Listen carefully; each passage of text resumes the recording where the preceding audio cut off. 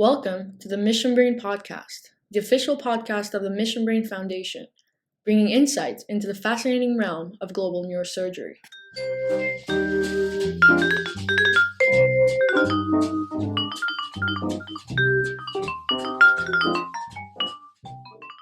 I am Luca, and I will be your host.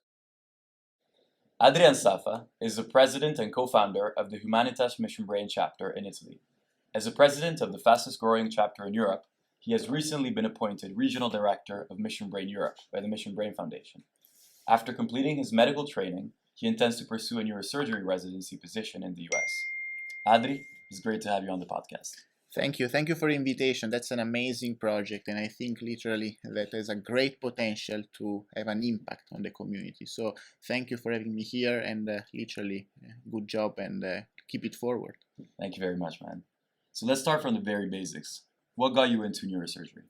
So actually, I've always been fascinated by the neuroscience field, and my idea was to try to combine the clinical and the research field, and so to study the brain under every point of view, literally. And actually, the surgical field was the one that I was really interested in. So my first, of course, impression was that neurosurgery was the right field. Of course, I knew that it was important to experience it, so to go to a department to see what it's actually about. And my first great experience was actually under the mentorship of Dr. Q. So at Mayo Clinic, one of the best hospitals in the world, I had the chance to actually see what is neurosurgery, what is about doing an operation in the brain. And that was something that literally convinced me that I would like to pursue this path. And today is my first real objective. Amazing. And it's really interesting how your first clinical experience was in one of the best centers in the world. It's incredible. Yeah, I mean, it's something that I never expected in my life, and it happened all of a sudden. It's not something that I planned, to be sincere. I mean, I knew that, especially in US, because neurosurgery is a very competitive program, especially in US, if you at least want to try to pursue this path, you need to have some experience. So the idea was, of course, during the COVID pandemic was not easy, but my plan was to try at least to have one experience, during maybe medical school, so during the summer period. And it was very tough. I looked for many different applications and scholarship, and I had the chance to find just one great scholarship available, and I started to work on this application. It was a very competitive scholarship to do a research experience in one of the greatest institutions in US, and I worked very hard. To be sincere, this was my dream, to do this experience over there. I was at Harvard Medical School.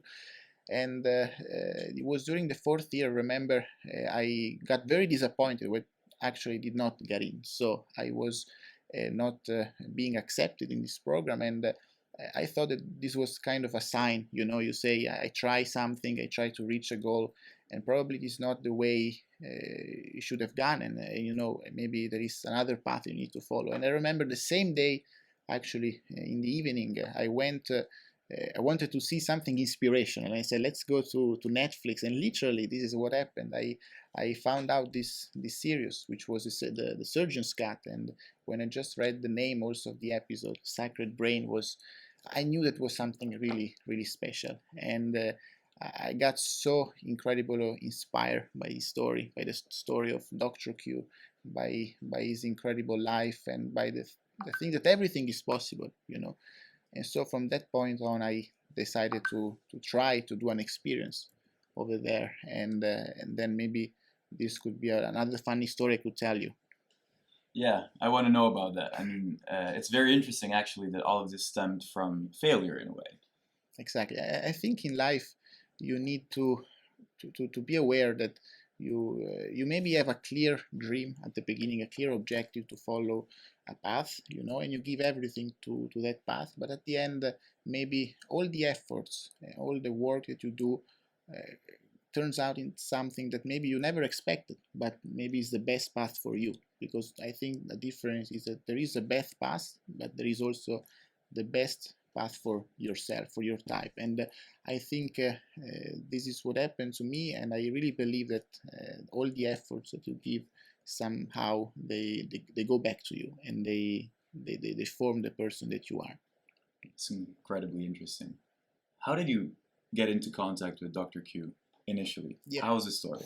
So to continue the story, actually, it was just after this, after watching this episode, I was so incredibly fascinated by the idea of literally giving a try, at least. I know that, he did something impossible, and this thing inspired me to say, maybe I would like to try also do something impossible and maybe try to do an experience over there. So I knew that it was very tough, and I remember I was also looking for other program at that moment to see, but I said to myself, let's at least give it a try. And I was not sure, to be sincere. I was very feared. My fear was to, of course, get again maybe rejected, and you never know. You need to be very strong sometimes to pursue a path. And I started in my head to think about how can I do it, and if it was the right choice, and if something that I should do. And I started to write a letter. I remember every day I was adding a statement, changing the phrase. I trying like to say to sincerely who I was, why I wanted to have a chance, and why I wanted to work in his team. And literally every day for like 2 weeks I did this work, and at the end I said, okay, I need to send it. I cannot keep on changing or thinking. You have just sometimes to feel yourself and say, let's do it. So this is what I did. After 2 weeks, I sent this letter to him. I did not have any expectations, to be sincere. I knew that it was very, very tough. But after literally 3 minutes, he replied to me back. And he gave me this statement. I remember like saying that, I want to give you a try. It's very difficult. We have so many applications, so many people, especially during the COVID pandemic. After he told me that just 1 to 2 medical students, usually per year, enter to work in his team. So, for me, just the fact that he replied to me was, all right, I reached the goal. But to be sincere, it was like, I knew that I had this opportunity and I should do everything that's possible, in my power to exploit it. So it was very tough experience. Of course, also during the COVID pandemic, I remember the application process was very long and complex, and I had to prepare a letter of intention, I had to prepare a CV, I had to prepare a letter of recommendations. I did first a screening of 4 different interviews with different medical doctors that work in his team. And then actually when you when you pass this first step, you can have an interview with him directly. So for me already to have the possibility to talk to him, and meet him in person, for me was like a true hero. So it was something that was really a dream coming true. And when I had this chance, I remember I met the same person that you can see in the Netflix series. It's not something, maybe sometimes you think, people can change, can be different, how they show themselves, but it was more, again, inspiring to see how he was himself, and how he was so an incredible person. And from that, point, I was very lucky to be accepted in this program, to work in his team, and then the story, goes on with everything that happened. So amazing. I have a couple of questions about this. Let's unpack it a little bit. First of all, when you first saw the surgeon's cut, of course, you were, as you said, coming off an experience that wasn't the best for you. You felt down in a way. What actually of him as a person attracted you? Is there something that you can identify from his story that is in some way similar to something that happened to you in your life? Well,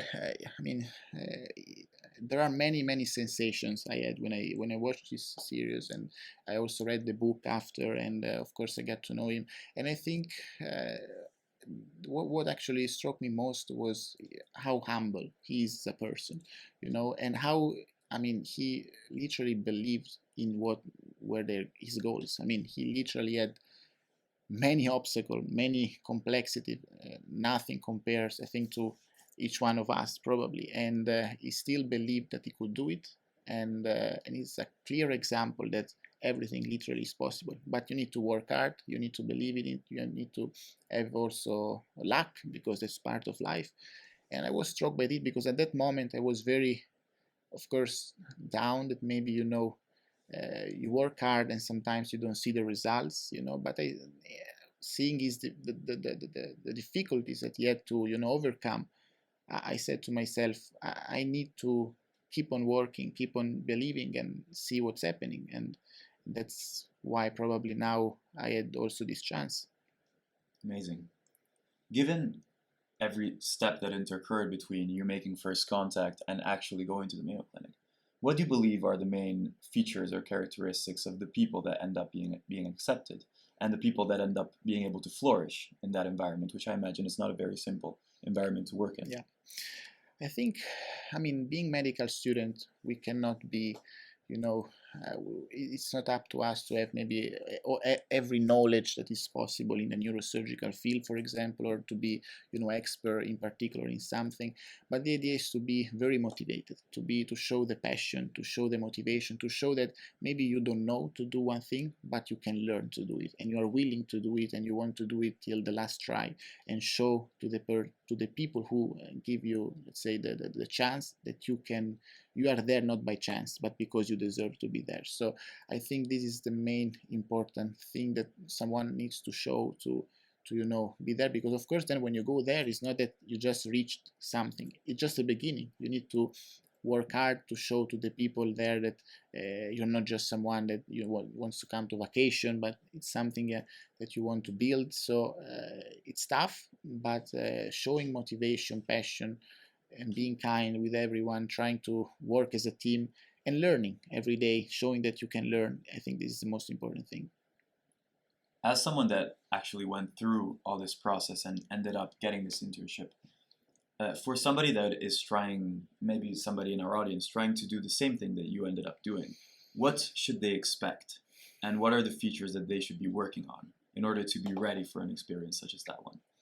I think there is not some prerequisites, pre-requirements, let's say, that you need to have. Everyone could make it. It's just a matter of believing that you can do it. You need literally to give it a try, because many people sometimes are limited by the idea of, that they cannot do something because, it's too difficult, it's too complex. The idea just to overcome these limits that someone puts on themselves is something that can help them to, reach these goals. And then, as I said, you need to be yourself, but yourself in a good way, in the sense that you need to be ready to learn, to make mistakes. You need to be ready that not everything is perfect, and also the environment when you go, there are dynamics, there are situations, so you need to be able to face it. But I think there is not any pre-requirements that someone could have.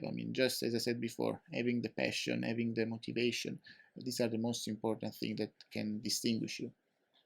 And when you were there, of course, you didn't just perform, you also developed meaningful long-term relationships with these people that ended up with the foundation of the first European chapter at Mission Brain Humanitas, where we are right now. And how did that come to be? How did it go from just being an intern student in his lab and in his hospital to then becoming the founder of a very significant movement, which is shaping European nonprofits in the student sector? To be sincere, it was not something planned. I remember I went there with the idea just of doing my best, showing my best. But as you said, something important was to build relationships. And I think when I met Dr. Q, you literally see how he literally would like to change the world, to have an impact, and not just perform surgeries or, of course, doing his work, but to try to do something that goes beyond the limits. And this is something that I liked a lot. Of course, I was really inspired, as everyone in his team. And so Mission Brain, the foundation that he founded, was, of course, the best tool for a medical student at that moment to show this and to try to have an impact. And I think, Mission Brain was born many years ago, but the chapter program, let's say, was just founded when I went there. So it was something literally new, and they didn't know how he could go. And I didn't know what was, and it was something really spontaneous, because when I was there, I remember Gaetano De Biasi, the PGY1 at Mayo, he helped me a lot to get into contact with this foundation. Of course, Dr. Q wanted a lot to have, these chapters building around the world. And so we decided just from one day to another to open this chapter. And it was like literally one day before we collected all the data. And I remember, of course, it would not have been possible thanks to my colleagues here, because we founded it together. And from that on, we decided to open, to give it a try, and to found what was the first European and Italian chapter. Yeah. Once you decided to open the chapter, of course, I imagine you had some idea of what you were going to do, but you didn't have the entire picture. Absolutely. How did you get to build this picture through time gradually, and what were the main challenges you faced in the first period? I mean, I'm very adamant about this because I was in almost from the very beginning, but I believe those very initial stages before you opened applications were very interesting. I mean, it was not easy. I need to be sincere. I mean, I remember when we opened it, from one day to the other, we sent the application, and but I was not sure from the beginning what was this program, and we didn't have also an example, because we were one of the first chapters founded. So, but just the values, if you read the values of the foundation, you understand that it is something which is different from other things. When you see why it was founded, you can understand that you can in any way give an impact, have an impact. And so, I mean, I didn't have any doubt on proceeding and funding it. And I knew that it was difficult at the beginning, but what we said to ourselves was, let's start from the basic. Let's start, from what we want to be. Let's see, which are the things that we would like to achieve with this project. So we came together, thanks to the other co-founder, Ludovico, Sofia, and Giorgio. We came together and we started to think of what was the chapter, what could be the best, for having it to be successful. And we started from the value. We knew that the treatment, education, and empowerment were the things that we wanted to tackle most. So the first thing that we did was to be aware that, of course, in Italy is not a low income country, so it's not a country where you need to have a direct impact on the treatment, because of course India, for example, at that moment they opened a chapter. They were doing amazing things, literally by founding these camps, trying to help the medical care. Watch episode number 2 if you want to know about it. I've spoke to Dr. Nia Rao. We talk about all this stuff. So yeah, look it up. Perfect. Yeah, exactly. So that was really incredible. And the idea is that we knew that Italy was not something that could work with this, type of activity. So we decided to tackle, which was, I think, the most important gap here in Italy locally, which was the gap between the medical students and the residents, so medical school and residency. And we knew that our aim locally would be to introduce medical students to the practice, to introduce medical students to the world of education in neuroscience and neurosurgery, and to the research field. So the idea was to build on the values of the foundation to help locally with this gap, filling this gap, but at the same time help worldwide, trying to have an impact. How? The empowerment is a value that we really want to exploit at best. The idea to give the tools to help other chapters, other regions to connect, to increase their education value, research value, fundraising value. That could be something that could help in a direct way the treatment. And so, of course, at the end, patient care is the goal that we want to achieve, and that's how we started everything. So let's go back to what we were talking about creating opportunities for medical students and bridging the gap between medical students and residents. Yeah, I actually experienced it by myself. I remember, the second year, first year, I wanted to go beyond the just studying part, because of course it's fundamental, but as medical student, especially abroad, you have many other extracurricular opportunities. And Humanitas here, we are very lucky to be, part of a university which has this approach. But still, I think as medical students, we could be more empowered. And in the first year, I felt that there was this gap, let's say, that there was not present. And I was actually had the chance to meet one of the senior student, and now he's doing the specialty in neurosurgery, and he introduced me a bit on the world of neurosurgery research activities and so education activities, something that I never did before. And I understood that I wanted, when I would be a senior student in this university, to do the same that he did, at least for me, to other medical students. And I didn't know how, but I knew that this was something that many students would love to have some opportunities first to do, something which could be a hobby, also, at least, I mean, as we are doing now, this is a volunteering experience, so it's based on the willing of people to do something, and at the same time having an impact, which could be for yourself, which is of course a research publication, could be learning from an educational experience, could be any type of extracurricular activity, but at the same time, in this case with Mission Brain, we're doing even more. We're trying to have an impact on the world. So of course at that moment I did not know how things would go, and I knew that this was the gap that when we decided to open the chapter, we wanted to fill, and so we started to organize our chapter based on this. On the basis of this, on the basis of bridging gaps, what are the main potential things that we could be doing, and what are the things that we have already did and you're proud of? So, I mean, when we said open the chapter, we wanted to give a structure which was based more on the type of initiatives we wanted to move on. So, for example, research, we had now also the chair of fundraising. We decided to open the chair of education, and these are the three main points we wanted to work on, because we know that to fill this gap is necessary to promote initiatives which are educational, which are also related to the research part, and in this way we can start to introduce students to something which maybe they could not have the chance to do without this possibility. So could be also practical activity, and at the same time fundraising, which is very important for our foundation, because in this way we maybe with educational activity we can also raise funds that could then have an impact, as I said, to the value, which is the patient care. So I'm very happy that now things are going very great. At the beginning it was not easy, because it was important not just to structure the teams, but to also make people understand what was all this about. I mean, what could be a chair of research, what could be a chair of fundraising, what could be a chair of education, what is an educational event, how can we do a fundraising event. And also for me it was new. I was learning every day, I mean, from this experience, and I'm still learning now how we can manage better things and we can improve. I'm very happy.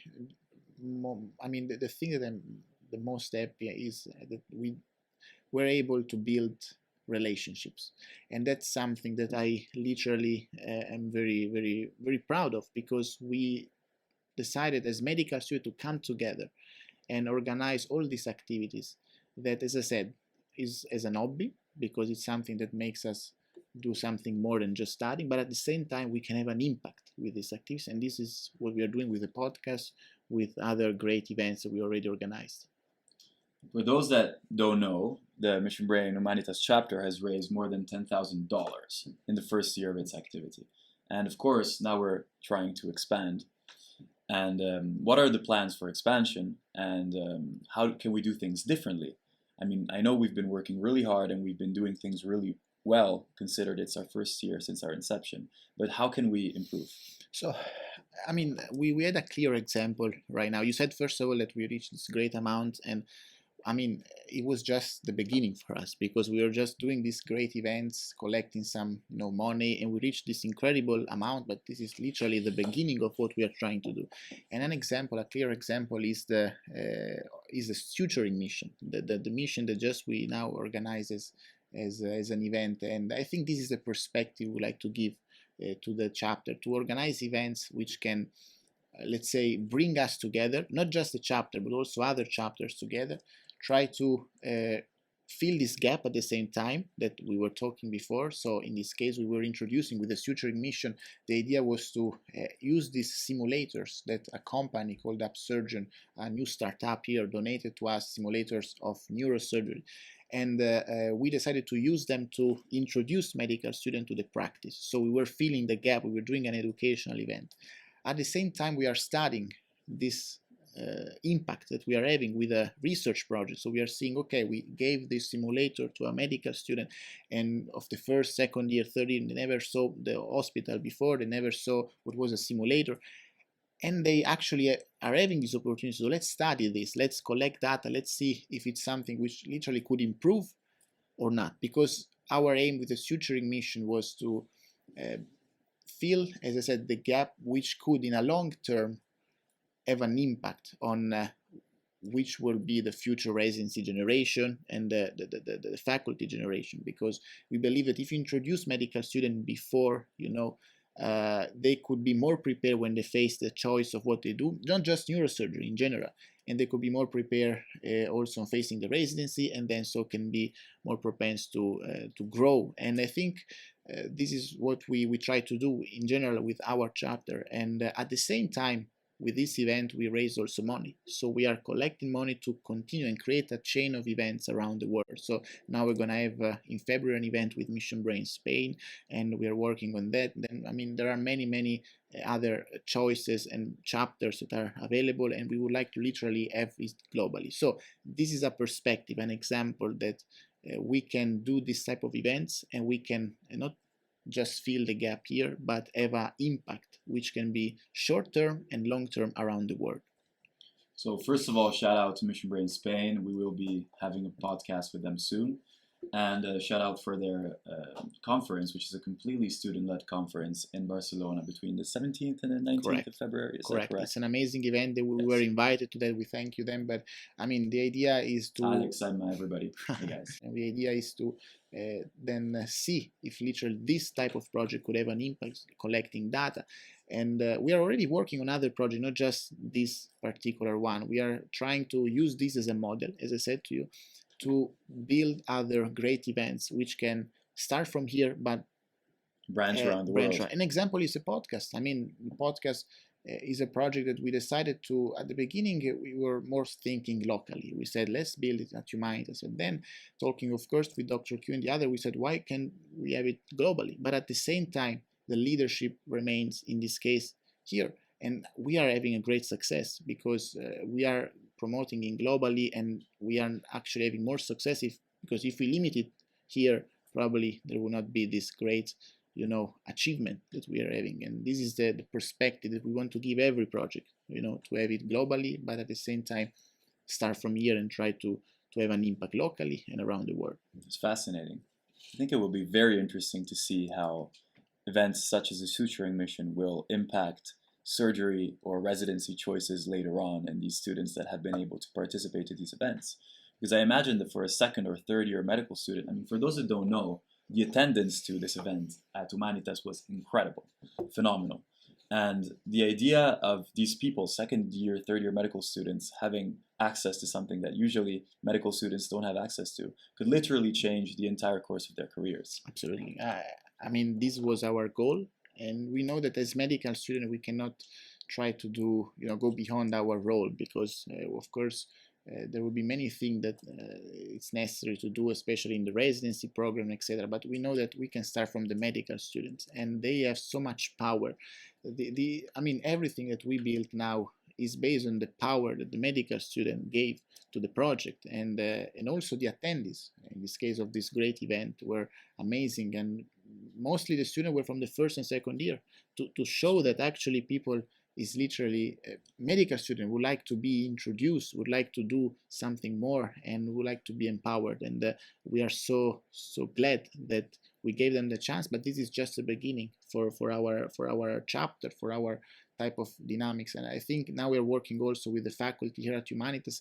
It's great to see the great involvement that we are receiving, because we are having great success in this, and people would like to help us more to start to understand how we can integrate also it in the curriculum of medical students. So not just doing an event, not just doing something which is based on volunteering experience, but something that could be literally integrated in the medical curriculum of a student. And an example is the research. I mean, we are literally introducing with the chair of research. This is a great topic also, students to research projects. So I mean, basically, at least me and many students before, they were not able to do a research project till the last years of medical school. And this is not because they're not good to do it, but just because they don't have the chance to maybe be introduced to this world.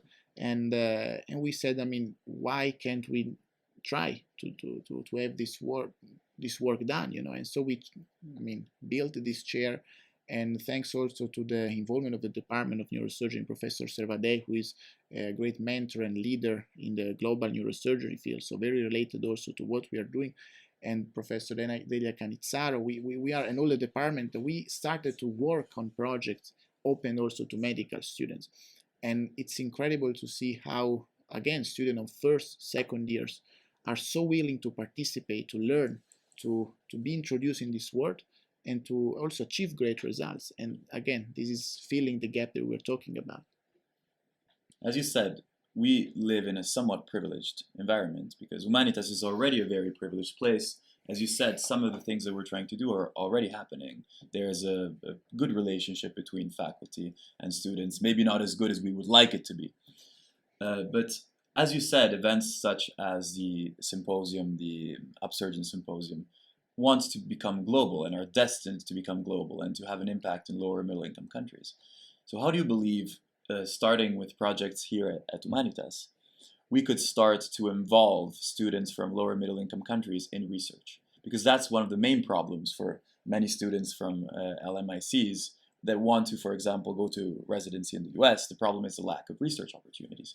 So what can we do to fill this gap, exactly like we've been doing for training and the example of the Upsurgeon Symposium? Yeah, I think the great power that we have with this foundation is that we have a network of chapters that is building every day. And it's so incredible to see how medical students literally from all over the world want to come together to do projects together. And one of these projects, of course, is research. And I think it's one of maybe of the most powerful one, the idea to combine together virtually and work on different projects. I think this is something we are trying to do. And of course, this would also help students in low income countries, which need it the most maybe.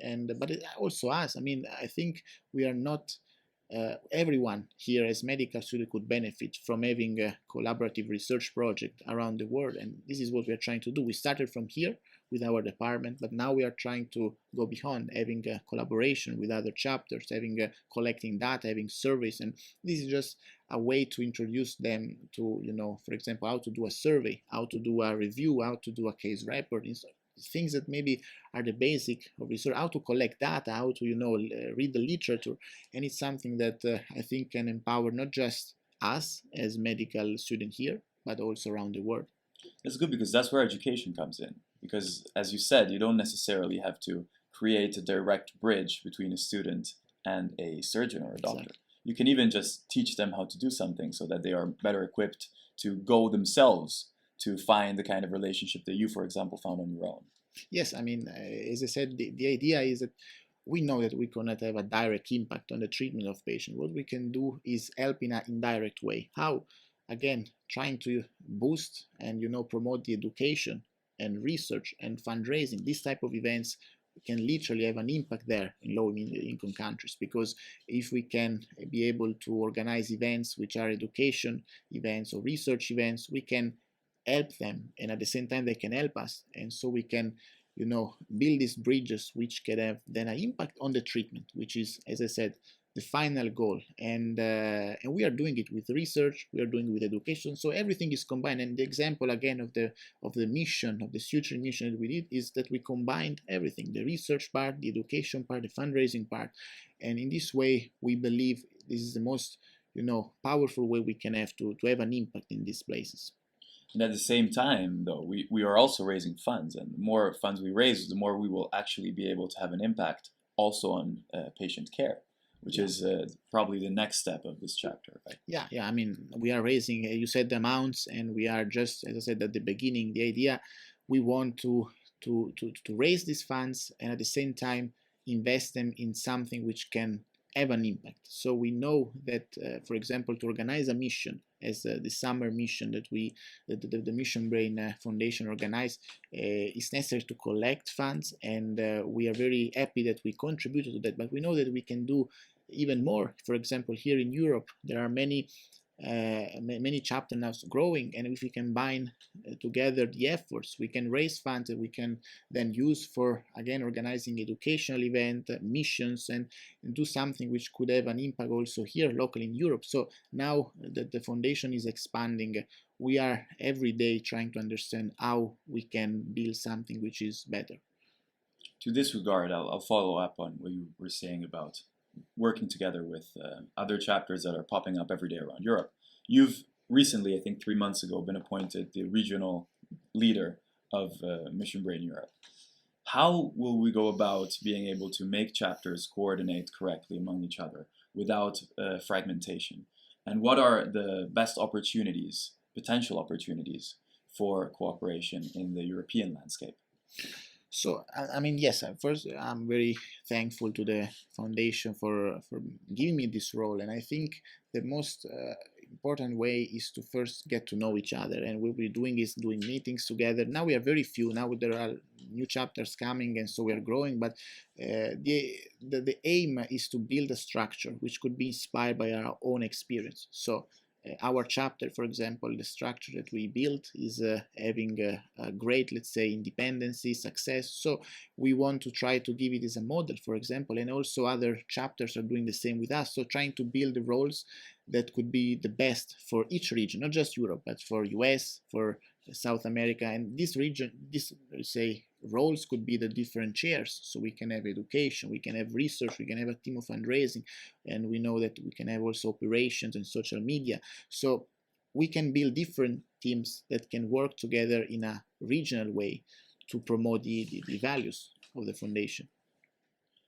In this year, as a head of Mission Brain Humanitas, but it was substantially ahead of Mission Brain Italy, because when we started out, there were no other chapters in Italy.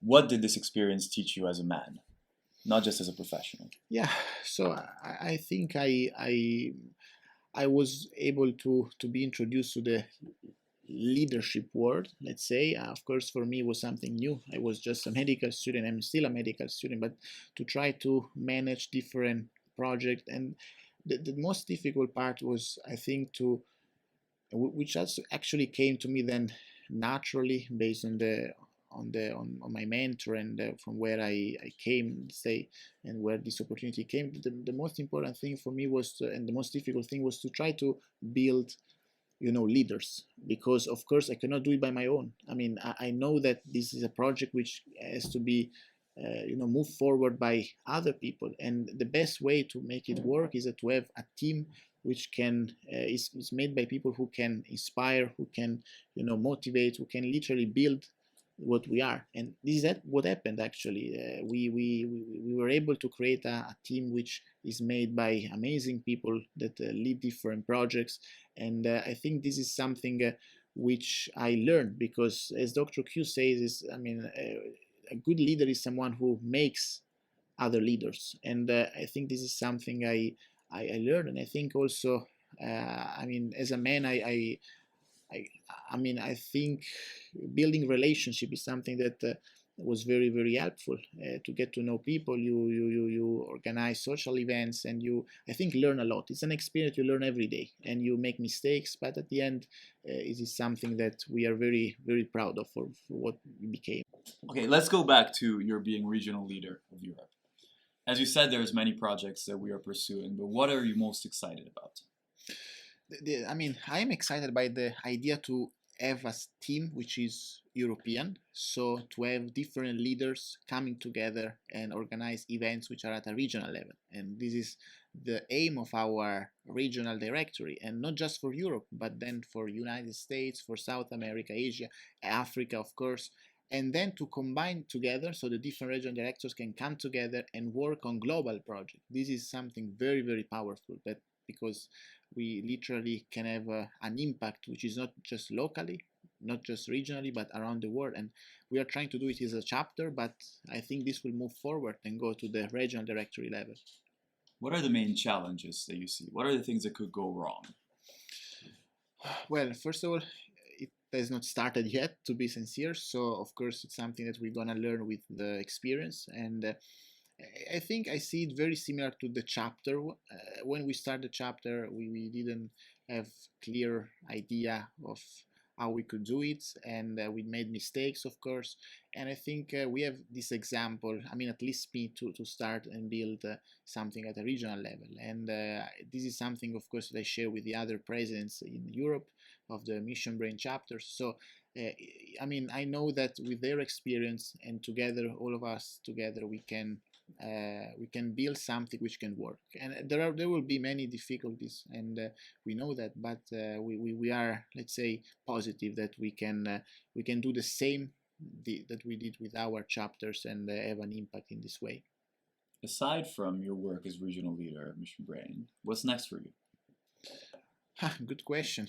So I mean, I want to my first thing is to try to keep as many doors open as possible is open. The idea is to try to see where the life will bring me. So I would like to go on and try to do what I'm doing with a Mission Brain level, but of course to graduate, and of course to do the residency and to try to become a neurosurgeon. And I'm now in the process of understanding, of course, which is the best path.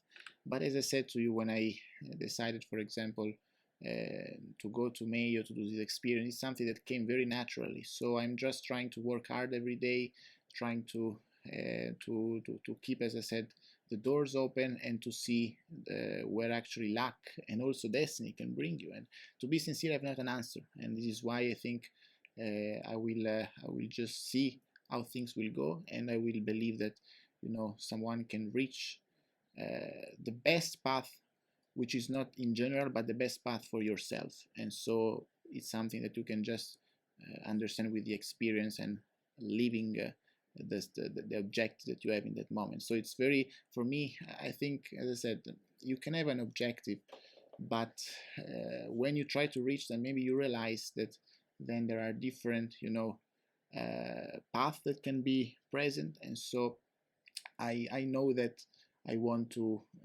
give the best in everything that I'm doing, but the greatest, let's say, objective is not to have regrets. So I prefer to try to, for example, pursue a difficult career, for example, which could be abroad, than maybe giving up and not trying it just because it's too complex. And it seems obvious, but for me, it helped me a lot to, for example, obtain this experience at Mayo. It helped me a lot for the chapter. It helped me a lot for everything that now I'm doing. So I want to keep on having this, let's say, value inside myself, to not have regrets, and so I will see where life will bring me. About that, about flexibility, as you said, do you believe there is a point where you can distinguish flexibility from fear? Because many times we change our minds because we are afraid we are not able to do something. So I ask you, is there a point where you're able to distinguish what is being flexible and what is being afraid? In general, this is not about your experience, but of course, if you can relate it to your experience. Yeah, flexible could be about adapting to the situation and understanding, being actually very aware of the person that you are and adapting to the situation. Because, as I said, maybe you have a clear idea at the beginning of an objective that you want to reach, and you give everything for that objective. But then you realize when you go on that maybe you are a type of person, and you also, of course, also based on the situation, because nothing is perfect, and you have to adapt. So at that moment, I think when you understand, when you are aware of who you are and what you want to do, at that point you can call it flexibility, because you just adapt what you are trying to pursue to your, let's say, to yourself. And I think this is not fear. It's just maybe changing objective based on then realizing what you're doing. While the fear is just simply giving up, probably, and not at least trying it. And so maybe that is something which can limit many people. And as I said, my greatest fear in this sense is not to have regrets. And I think you can have regrets when you decide to give up on a path, when you decide to not pursue something. And so I know that it's important to be flexible, but it's important not to, have the fear to not try the path that you're trying to pursue. So that's fear, and I think this is a difference. I think we're almost over with this interview. I think it was amazing. And the only question I want to ask you is, what is one question you wish I'd asked you, and what would the answer be? Well, I think, yeah, I mean, we actually already talked about it. The idea of asking maybe why, I mean, which would be the things as a medical student when you were maybe at your first and second year, which were the things that you would like, you would have wanted to have, let's say, to be where I am now, or I mean, to obtain the thing that I wanted to obtain at that moment. And the answer, I mean, is simply, as I said, I have always wanted to have also an extracurricular approach of what I was doing. And when I was introduced, as I said, to this work by this friend of mine now, which was a senior student here, I said I want to do the same, when I will be the senior student here to other medical students. And this is actually something that came from my experience as medical student from my first year. So yeah, I think we covered it pretty well, and it was amazing to talk to you about all the questions and discussion. And it's not easy sometimes. I mean, some topics are difficult to be explain, discuss, but it's beautiful to see the different perspective of people. And so this is all what the podcast is about. That's what it's all about. Adrian, amazing. It's great to have you here. Thank you, literally. And thank you everyone for the contribution of all the team of the podcast, of the Mission Brain chapter, for making it possible, of the Mission Brain organization, and thank you, Luca, Alice, for leading it. Amazing.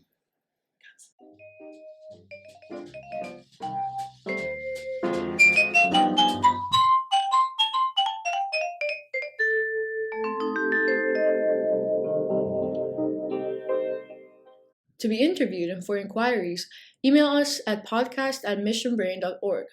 To donate to the foundation, please visit www.missionbrain.org.